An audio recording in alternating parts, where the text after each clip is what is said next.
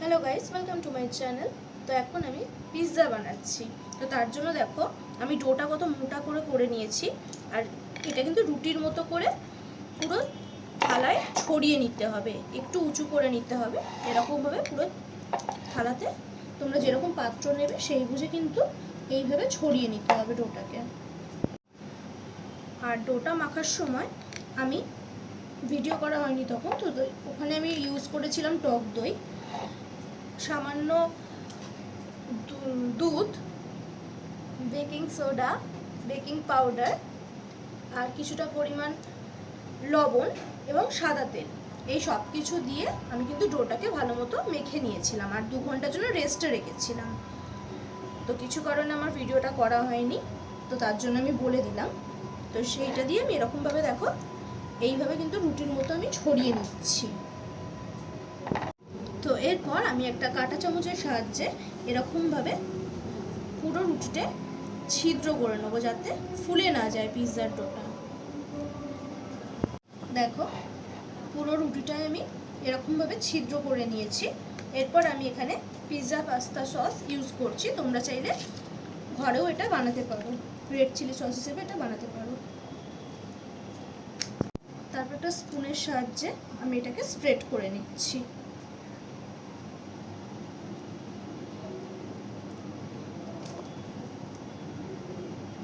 পুরো বেসটা এরকমভাবে স্প্রেড করে নিতে হবে।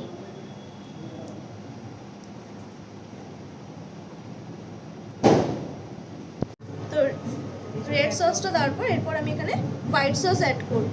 তো এটা পুরোটাই আমার হোমমেড, এটা আমি পরে ডেসক্রিপশন বক্সে দিয়ে দেবো। তো হোয়াইট সসটা পুরোপুরি ভালো করে স্প্রেড করে নিতে হবে এই বেসটার ওপর।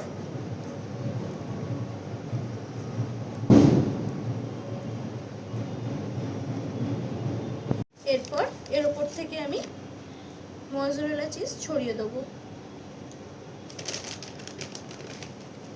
তোমরা নিজেদের পরিমাণ অনুযায়ী এটাকে দিও।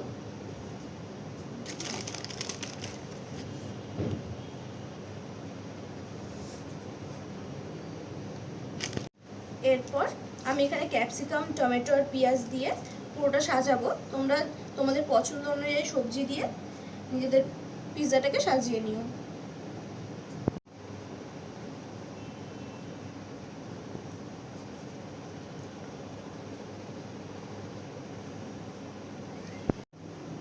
দেখো এরপর আমি উপর থেকে অলিভ এরকমভাবে দিয়ে গার্নিশিং করছি।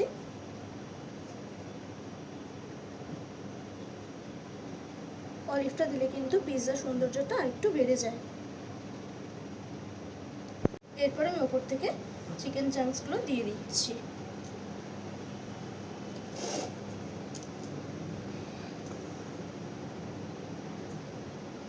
চিকেনটা আমি নুন, হলুদ, কাশ্মীরি মির্চ আর গুঁড়ো লঙ্কা দিয়ে ভালো করে ফ্রাই করে নিয়েছিলাম।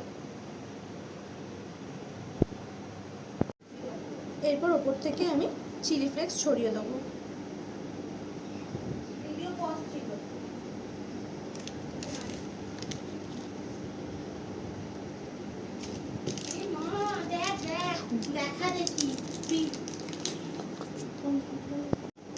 এরপর আমি অরিগানো এর উপর দিয়ে দেবো।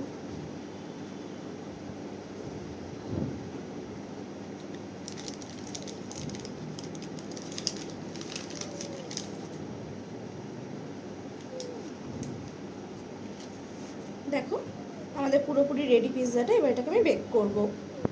তো পিৎজাটা বেক করার আগে আমাদের ফার্স্টে কনভেকশনটা প্রিহিট করে নিতে হবে। তার জন্য আমি কনভেকশনে গিয়ে এখানে প্রিহিটে বসিয়ে দিলাম। দেখো এখানে প্রিহিট অলরেডি দেখিয়ে দিয়েছে।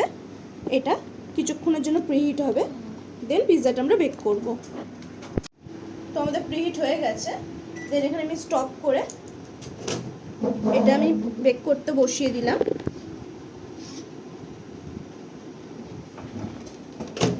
দেন আবার কনভেকশনে গিয়ে আমি এখানে 25 থেকে 30 মিনিট মতো আমি এখানে বেক করে নেব। মাঝে চেক করে নিতে হবে যে ঠিকঠাক হয়েছে কিনা।